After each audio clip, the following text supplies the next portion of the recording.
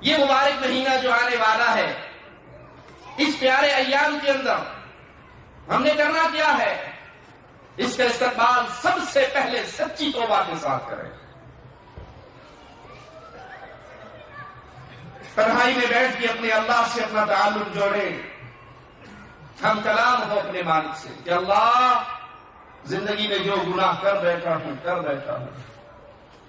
یہ رمضان کا وہ موسم آ رہا ہے جس میں دلوں پہ پڑے ہوئے گناہوں کی وجہ سے زنگ دھل جاتے ہیں۔